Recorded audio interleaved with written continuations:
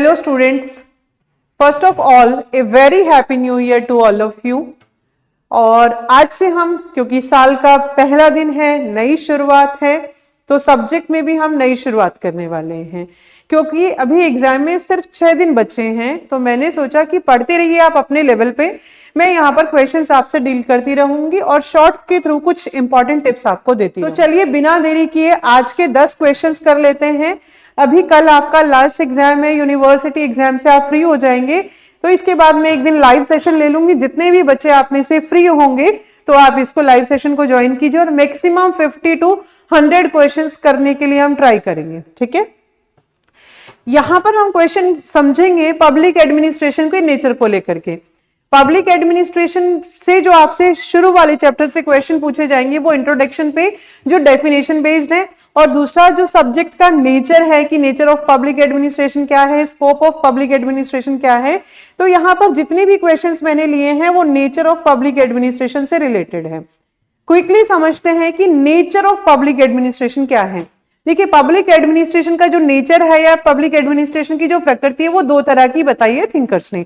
एक ने कहा कि पब्लिक एडमिनिस्ट्रेशन क्या है, इंटीग्रल है, यानी कि एकीकृत है। कुछ थिंकर्स का कहना था पब्लिक एडमिनिस्ट्रेशन सिर्फ मैनेजरियल है, इसका जो व्यू है वो मैनेजरियल व्यू होगा, जहां पर सिर्फ और सिर्फ जो हमारी टॉप एग्जीक्यूटिव है उसके फंक्शंस को ही इंक्लूड किया जाएगा। तो यहाँ इंटीग्रल व्यू में कहना है कि पब्लिक एडमिनिस्ट्रेशन या किसी भी ऑर्गेनाइजेशन में होने वाली सभी गतिविधियों को इंक्लूड करता है, चाहे वो मैनेजरियल है, टेक्निकल है, क्लेरिकल है। ठीक है, यानी कि इंटीग्रल व्यू क्या कहना है कि टॉप टू बॉटम जितनी भी एक्टिविटीज हैं वो सब पब्लिक एडमिनिस्ट्रेशन है। और इस जो व्यू को मानने वाले दो इंपॉर्टेंट थिंकर रहे हैं, उनमें नाम आता है एलडी वाइट का और डिमॉक का।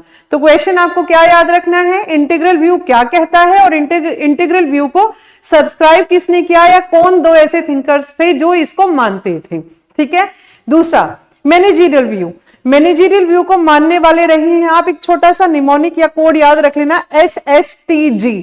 ये आप एक यूनिवर्सिटी का नाम भी सुनते हैं। तो यहां पर SSTG का मतलब क्या है कि एक थिंकर था साइमन, दूसरा था स्मिथबर्ग, तीसरा था थॉमसन और फोर्थ था गुलिक। इस थिंकर ने क्या कहा कि वो मैनेजरियल व्यू में अपना विश्वास रखते थे। इसका मतलब कि सिर्फ और सिर्फ पब्लिक एडमिनिस्ट्रेशन में जो टॉप एक्टिविटीज हैं, चीफ एग्जीक्यूटिव की एक्टिविटीज हैं, सिर्फ उनको इंक्लूड किया जाएगा। ठीक है, क्लियर है। फर्स्ट क्वेश्चन को समझते हैं। Administration would differ from one field to another according to the subject matter. यहां कहना है कि जो एडमिनिस्ट्रेशन है वो एक फील्ड से दूसरे फील्ड में अलग होगा, वहां पर जिस तरह की एक्टिविटीज की जा रही है उसके अनुसार।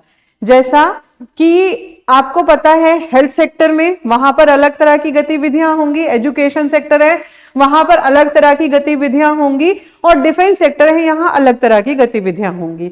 तो ये क्वेश्चन हमसे कह रहा है कि प्रशासन जो है एक क्षेत्र से दूसरे क्षेत्र में अलग होता है वहां के सब्जेक्ट मैटर के अनुसार। तो ये जो स्टेटमेंट है ये किसको एक्सप्लेन करती है। देखिए, जब हम इंटीग्रल व्यू को पढ़ रहे थे तो उस टाइम हमने देखा इंटीग्रल व्यू क्या कह रहा है, उसके अनुसार टॉप टू बॉटम जितनी भी एक्टिविटीज की जा रही है, इसने ये नहीं कहा कि हम सिर्फ और सिर्फ एक ही फील्ड की बात कर रहे हैं। तो ये व्यू आपका सीधा सीधा इसका आंसर बनता है इंटीग्रल व्यू ऑफ एडमिनिस्ट्रेशन।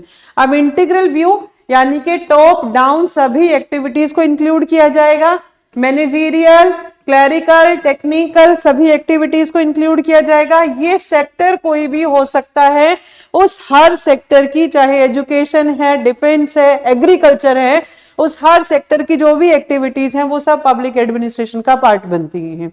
ठीक है, question, who coined the acronym POSDCORB. तो यहां आपको ध्यान में रखना है कि पोस्ट कोर्ब की फुल फॉर्म भी देखनी होगी। P for planning, O for organising, S for staffing, D for directing, C O एक साथ आएगा, कोऑर्डिनेशन, रिपोर्टिंग, बजटिंग।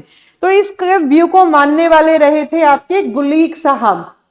ठीक है, गुलीक, लूथर गुलीक। तो यहां आप ध्यान से देखते चलिए, जब भी आप क्वेश्चन को डील कर रहे हैं, क्योंकि हमारा क्या है फैक्चुअल पेपर है। तो यहाँ पर क्वेश्चन को देखते हुए बाकी ऑप्शंस की तरफ भी देखना होगा। हेनरी फ्योल का पोस्ट कॉप से कोई मतलब नहीं था, इन्होंने एक फॉर्मूला दी था POCCC का formula, planning, organising, coordinating, commanding और कंट्रोलिंग को। तो ये भी आप चेक कीजिएगा कि बाकी लोगों का क्या क्या कहना रहा है।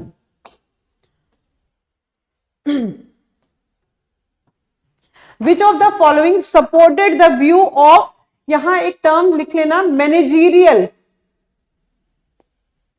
Managerial view of administration. अभी मैंने कहा कि हम जब नेचर ऑफ पब्लिक एडमिनिस्ट्रेशन की बात कर रहे हैं तो वहां हम दो व्यू को फोकस करें, इंटीग्रल व्यू और मैनेजीरियल व्यू। तो क्वेश्चन हमारा कहता है कि इनमें से ये जो थिंकर्स है किस किस ने सपोर्ट किया है मैनेजरल व्यू को। अभी मैंने आपको क्या बताया था कि आप याद रखेंगे SSTG, यानी कि साइमन, स्मिथबर्ग, थॉमसन और गुलिक। अगर हम देखें अपने ऑप्शंस को तो second option Simon, third Luther Gulick, then fourth Smithburg और थॉमसन। तो ऑप्शंस को भी इसी तरह चेक करते हैं। एलडी वाइट का आपको ऑलरेडी पता है कि एलडी वाइट कहां डील कर रहा है, इंटीग्रल व्यू के बारे में बात कर रहा है। तो हमारे जो ऑप्शन है सारे हमें कहां मिल रहे हैं, डी ऑप्शन के अंदर आ रहे हैं।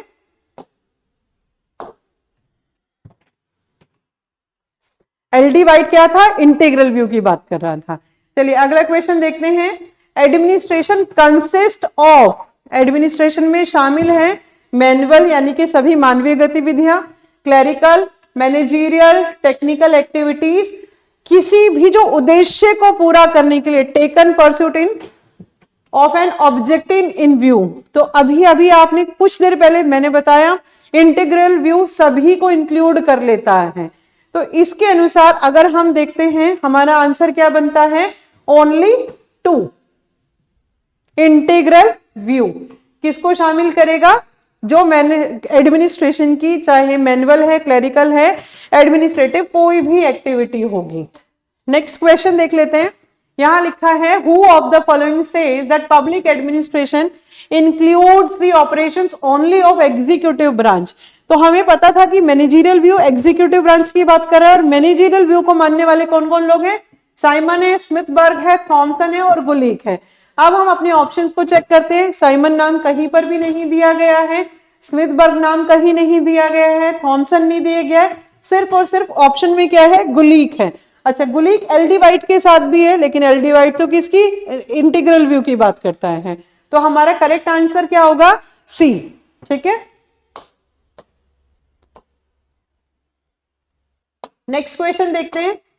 Which of the following statements are correct about public administration. Public administration के बारे में कौन सी स्टेटमेंट करेक्ट है। देखिए, जब आप एग्जामिनेशन हॉल में बैठे होते हैं तो आते हुए क्वेश्चन कई बार आप गलत कर देते हैं, ये जनरली हो जाता है। कई बार आपको क्या देखना है, ह्यूमन एरर आप अक्सर पेपर में करके आते हैं, तो ध्यान में रखना होगा करेक्ट इनकरेक्ट। पेपर में जाते इनको सबसे पहले सर्कल कर दीजिए कि करेक्ट क्या है, इनकरेक्ट पूछा गया है, यस पूछा गया है, नो पूछा गया है, ओनली पूछा गया है, ऑल पूछा गया है। तो जब भी पेपर अटेम्प्ट कर रहे हैं कुछ बातों का विशेष ध्यान रखना होगा।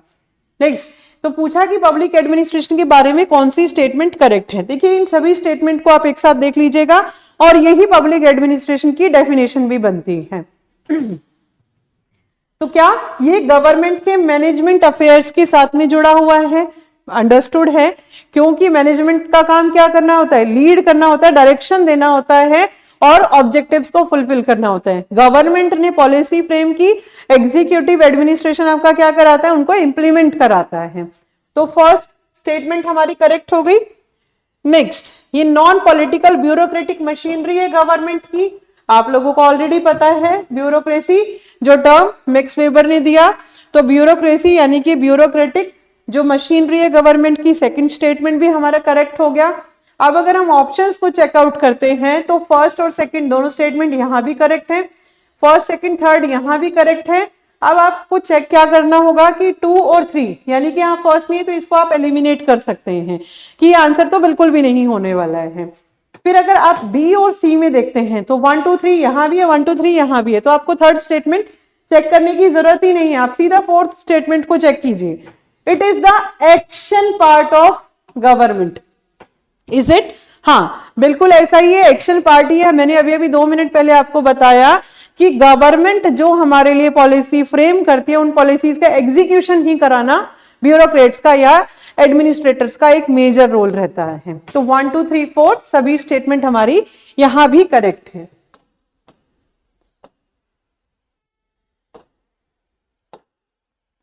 नेक्स्ट क्वेश्चन,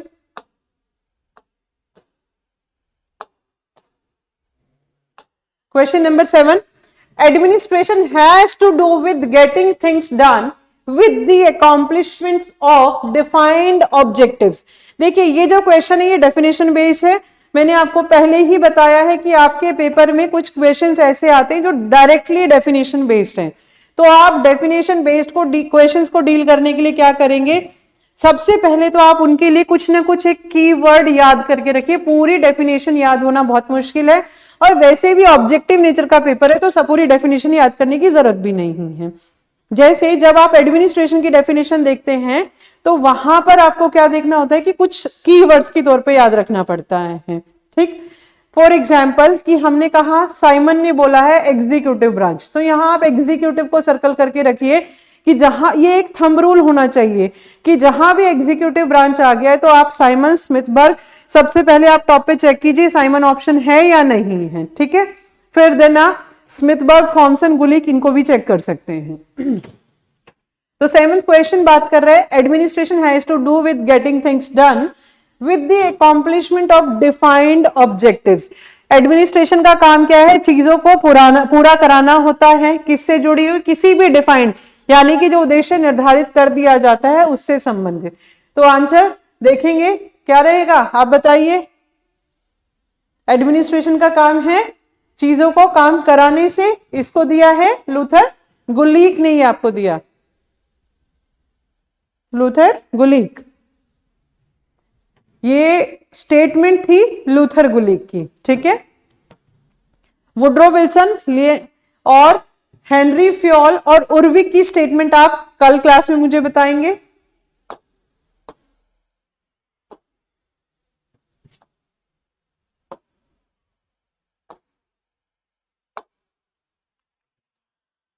अगेन वैसा ही कुछ क्वेश्चन है, integral view, wider view, managerial view और नैरोवर व्यू को लेकर। अगेन वैसा ही क्वेश्चन है, integral view, managerial view, wider view, narrower view को लेकर के। तो यहां देखते क्वेश्चन दिया है public administration includes all the activities of government. देखिए यहां पर हमने गवर्नमेंट के बारे में बात की है, यहां पर हमने ये बात नहीं की कि एडमिनिस्ट्रेशन क्या इंक्लूड करता है।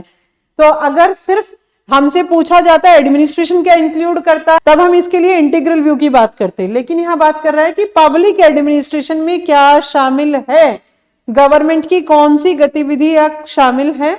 आगे पढ़ते हैं, whether falling in the sphere of legislative यानी कि विधायिका, एग्जीक्यूटिव कार्यपालिका, न्यायपालिका में शामिल, ये किस चीज को रिफ्लेक्ट करती है ये स्टेटमेंट।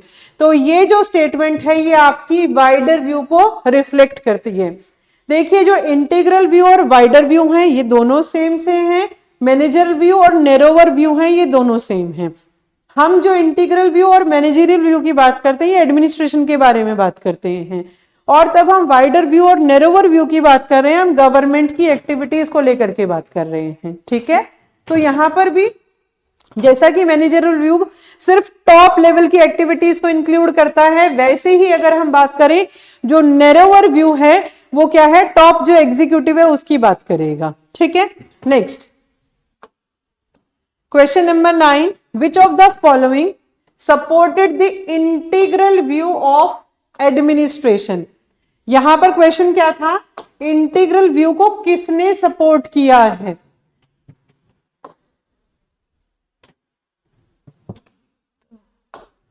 इंटीग्रल व्यू, एडमिनिस्ट्रेशन के इंटीग्रल व्यू को किसने सपोर्ट किया।